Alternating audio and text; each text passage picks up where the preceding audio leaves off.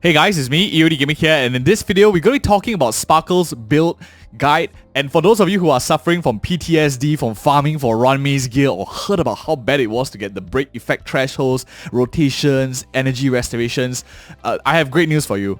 Sparkle is a lot easier to run, very simple character to build. Once you get to the end of this video, probably you will know like most of it. There are a bit of nuances here and there depending on how you switch your gear around, but by and large, I think these sections will be very useful for any of you to just get started, and it will apply to a lot of team compositions as well.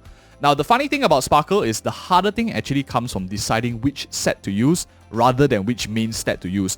I'm going to keep it simple and then we'll ease into a bit more difficult stuff. So let's talk about the main stats first, which is like much easier out of all of them. So here, I have a body, then this is what I'm going to start off with. Think of her as a character like Bronya.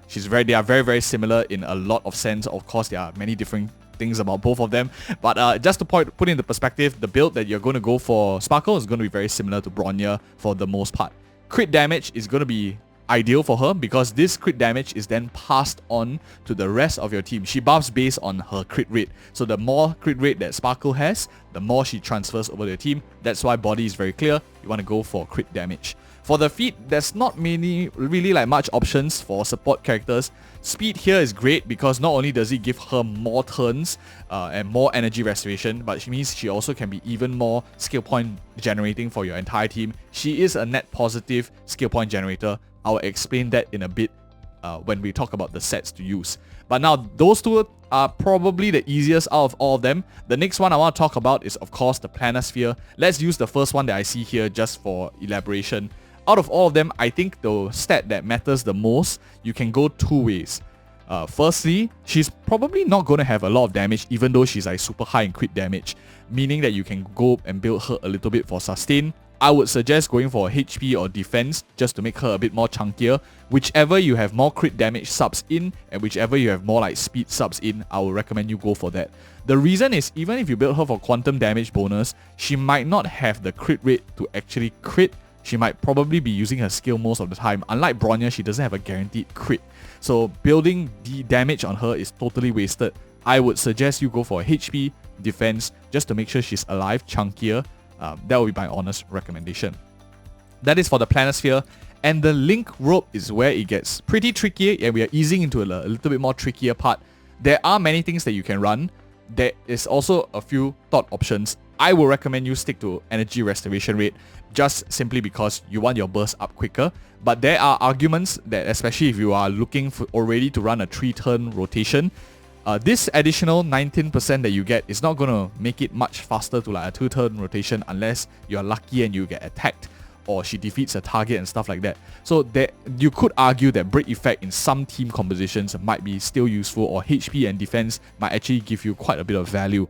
But for the sake of reference, for most people who want to keep it simple, and maybe some of us can get a 2-turn rotation occasionally if we are running certain gear, I'm going to stick to energy restoration rate as a simple recommendation for most of us, but know that there are exceptions to this rule. You can run alternatives, but energy restoration generally is the most efficient to run. So now that we have that narration down on the main 4 stats to look for, the natural progression is what exactly do we want for the main stat. In order to understand her main stat, because there are a couple of buffing sets now in the game, we have Watchmaker, Master of Dream Machinations, which you could argue giving break effect might be good in some teams. There is, of course, Messenger Traversing Hackerspace, which gives speed, a little bit of speed to your team. But now I want to explain to you why I think one is superior than the other, and that is really because, and the best way to explain it is in a team competition with, for example, a character like Imbibitor Lunae here. So let's just say Runmei here is Sparkle. Let me just take Tingyun out real quick so it's much more easier to understand. Every time Imbibitor Lunae attacks, Sparkle's buff, you must understand, is based on the character that you're buffing's turn order, not her own turn order. So Runmei is like totally different. Runmei is based on her turn order, which is why speed is not very important for this character. But for Sparkle, it matters a lot. So the faster your character goes, like Sparkle goes, the more she can buff your Imbibitor Lunae, push him up. Very similar to think of in a likes of Bronya. The faster Bronya moves, the more you push. Not only that, sometimes you don't want Bronya to move very fast because she's very skill point negative. Unlike Bronya, Sparkle is very similar to Hanya. so many similar sounding words. So Hanya is a skill point positive character, which means the faster she moves relative to your overall team, the more skill points you are generally generating every time Imbibitor Lunae attacks. So think of it as, normally let's say it's +1, but if you move like twice as fast, you are theoretically +2 every time Imbibitor Lunae attacks. Think of it in that sense. So the more speed, the better. That long narration basically helps us understand why this means this set bonus, Messenger Traversing Hackerspace, is way better than Watchmaker, Master of Dream Machinations, because it emphasizes on the things that Sparkle does well. You want to buff your teammates, you also want to be able to be even more skill point positive, and at the same time you get a nice speed buff for the rest of the team. Whereas this like Watchmaker, Dream Machinations is more reserved for characters like Runmei, who don't really care too much about speed because they buff based on their own turn order. A bit of narration on that. The 2-piece is much more simpler to understand. I think Broken Kill is probably going to be my recommendation for most people. The effect rest here is very useful. She doesn't really need too many stats like Sparkle. You just need crit damage, you just need speed, and effect. The rest of it can just go into like effect rest. If not, it's like some defensive stats to keep her alive. Since she doesn't really do damage, she probably won't be breaking as much as well. So that's why you can invest very easily into the effect rest. You give yourself some resistance to crowd control with this effect rest. At the same time, you give a very nice 10% crit damage to the whole team, which is very good, because she gets it as well, this 10%, which is then like compounded and churned back when she's buffing her entire team as well. So Broken Kill probably is like my #1 pick for anyone. The only alternative to all of these is not Celestial Differentiator, of course. I don't think it's worth that 6% slight increase. It's actually Penacony Land of Dreams. I think Penacony Land of Dreams is very good, especially if you're running mono quantum teams. For most of us, this 10% crit damage is of course slightly better because it can still be cycled in one more time. It gives her a bit more effect rest. This energy restoration rate is not super critical for a very low burst cost character of 110, unlike your Runmei, who's at 140 and Bronya's at 120. For Sparkle, this 10% damage increase for all other allies that are quantum, because Sparkle is a quantum type, means that she plays even better into quantum based teams. Sparkle has already like a trace that allows you to buff your quantum teammates base when you have like multiple quantum characters in the same team. So that's why you will probably be likely, more people than not will probably be playing Sparkle in a mono quantum team. That's why Penacony likely would be better. If you are running her in a mono quantum team, go for Penacony Land of Dreams. If you are a generalist, you are playing many teams, you don't want to have to think about farming multiple sets, go for Broken Kill, depending on what you're looking for. Generally speaking, the pair sets of Rutenant Arena as well as Firmament Frontline Glamour, both are very excellent. So whichever you just have the better ones for, I think that is more important. Sometimes it's not very easy to find a good crit damage gear like Broken Kill, and you don't want to give it to like maybe a DPS or something. So whatever your account is much better. That is for the relics, and if you're finding value in this video so far, before we go into Lightcones, give us a like, subscribe for more of such future content. We do this every single patch really. And next up, I want to talk to you about Lightcones. How do we build her and what exactly do you want to focus on? So we talked about a few things already, like speed is important, crit damage is important, energy restoration is not super important, but what we didn't talk about is her rotations. So to do this, let me just go into a dummy character real quick. Let me use Bronya as a very nice proxy. So how Sparkle is different from Bronya is most characters in the game, their basic attack only gives 20 energy, and then their skill gives 30. So Sparkle is special, her basic attack and skill gives exactly the same amount, 30. So it allows you to you can use skill, basic, skill and stuff like that in the rotation, and it'll give you exactly the same energy regardless of how your combo of skill, attack or skill or skill, attack, skill, it will give you exactly the same amount of energy for most cases unless you're using some special gear. More importantly is that her ult, Sparkle's ult, will give you 4 skill points. 4 skill points means that if you are doing a 3-turn rotation, you will use skill to push using 3 skill points, and then you out on the 4th one, you will have a positive 1. You will be a net positive of 1 in a full rotation of a skill. If you are running hungry characters, for example like Imbibitor Lunae, that's when you will probably switch to maybe a skill, basic skill. You have some downtime for the most part, but generally it's much better if Imbibitor Lunae is able to do that burst so he gets more of his stuff back. So you can use skill, attack, skill to have the same 3-turn rotation. At the same time, then you're up like positive 3, which exactly will be like super good for Imbibitor because he'll consume every single stack for his enhanced basic attack here. So they combo very nicely together with just a bit of like compromise on either side. That being said, all of this can be modified with Lightcones. This net positive and what is the most impacted by how many Lightcones, and I just wanted to like give you that narration because it's very important when we are choosing this to understand that concept. What Lightcones are generally positive and what Lightcones are neutral and etc. We'll talk about it. The more positive Lightcones is the first one, of course, is but the battle isn't over. This is a standard Lightcone that can be gotten from the shop. Unfortunately, it's not like after you get like 300 pulls, you're able to choose it or anything. You have to sacrifice the pulls that you get, which you could get for like limited pulls to get this. But it's a very strong Lightcone. Why is for the first time? It's not because of the energy restoration rate. This 10% is not very significant for Sparkle. What's more important is she actually regenerates 1 skill point when they use the out, and every time you use the 2 outs. So basically what that means is you become even more skill point positive than normal, and you are immediately like +1. So you use your skill out, you are basically up like +2, and Imbibitor Lunae will be able to take 2 of those. Plus, if you have a healer who does basic attack that round, you have +3. Very easy rotation to do. You can run a Tingyun to be even up like even more and stuff like that. Generally, that's how you want to do the math. So, but the battle isn't over. It's pretty good. I like it quite a bit in terms of the skill point efficiency. Next up, of course, is Past Self in a Mirror. This one's a bit trickier because you do need 150 break effect. Not recommended for most people. If you have this Lightcone, probably you're using it or Ranmei. Ranmei is much better than that, so I won't harp on that. I just want to say that is one example of a Lightcone that is slightly more positive.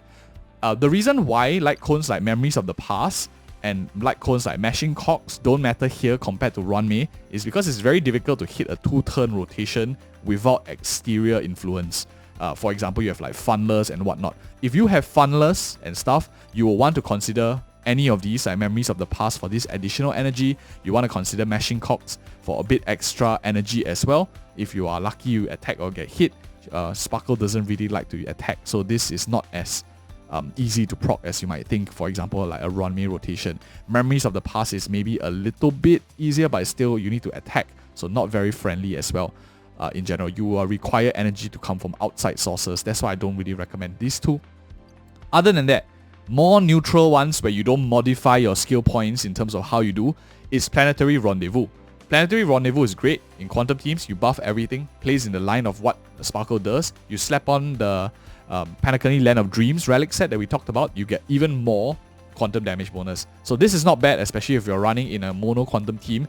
We generally don't have drinkers in mono quantum teams like Imbibitor Lunae. For example, you're playing like Zila, you're playing Ting Xue, Xue Yi and stuff like that. They don't drink as much, which is why you don't really care too much about skill point modifiers and what. You don't have to be as careful.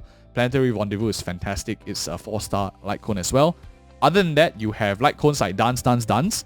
This pushes your whole team forward faster for whatever benefit you get from speed. This is exactly the same thing. I mentioned a cheese strat that you want to actually listen to, and that's why I say like don't superimpose your dance. There is a possibility that you can actually cheese a certain strategy, which we talked about in our Sparkle Team Com guide on the channel. We will touch a bit on team compositions in a bit, but more cheesy and unique unorthodox comms that you want to consider is found on the channel as well. We talk about a lot of content here. That's dance. Most of you are looking at this one. Why is EOD not talking about a free-to-play one yet? And let me just briefly mention it. I think this is really strong. One, as mentioned, is like she doesn't mind using basic attack skill because both of them give equivalent amount of energy.